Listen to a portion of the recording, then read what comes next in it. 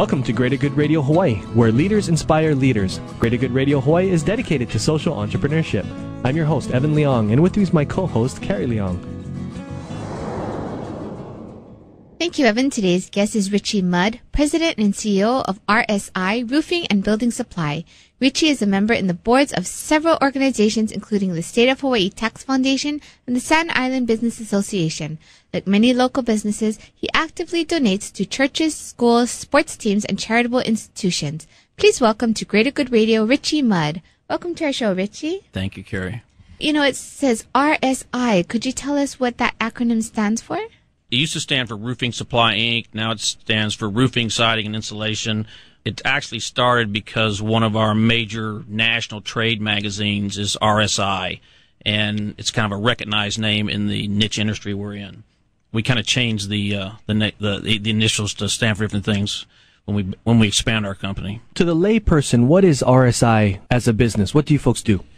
Well, one thing some people think we're contractors. We're not contractors. We're a wholesale supply business that focuses not to the general public but the professional trade. So, in a perfect world, one of the things we've done, we've evolved over the years to exterior supply. So, in a perfect world, we'll sell the roof when they frame the house out of steel or wood.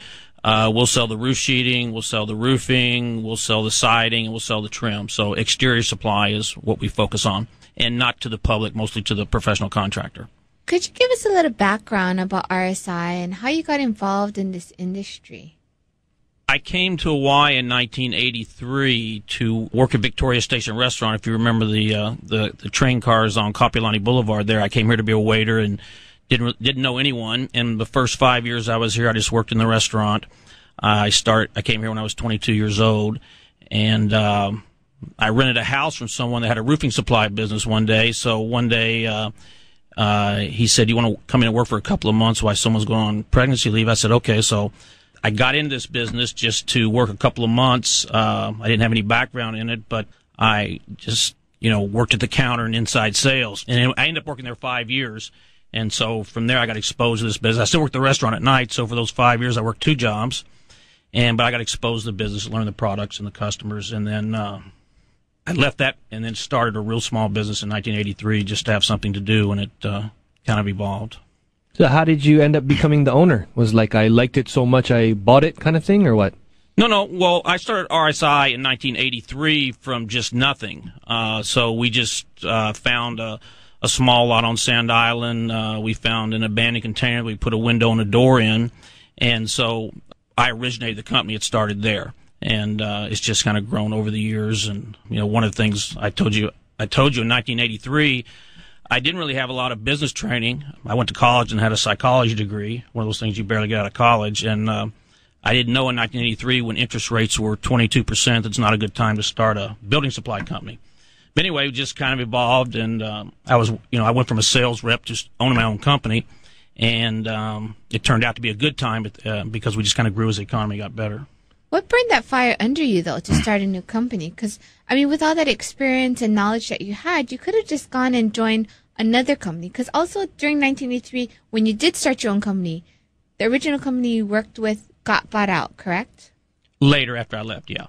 Okay, so what burned that fire under you to say, go and start your own with no business experience and, you didn't have a lot of money saved up yet at that time, right?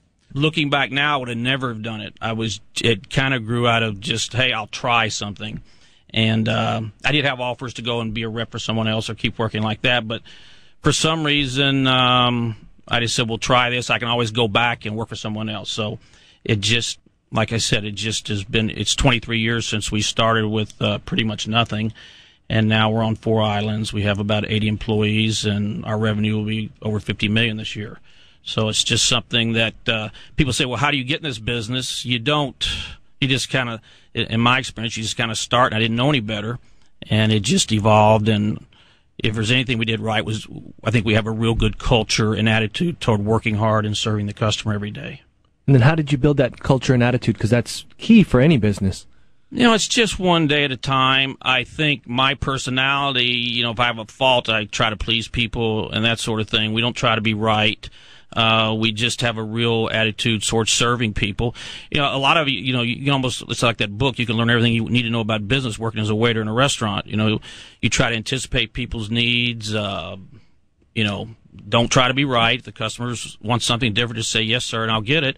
And if it all works right, you get a good tip at the end. So, like if people are, if my parents had been worried about me, the only real job I had till I was 28 years old was working in a restaurant, but it's not that hard. If you have a great attitude being a waiter, you can also be successful in business.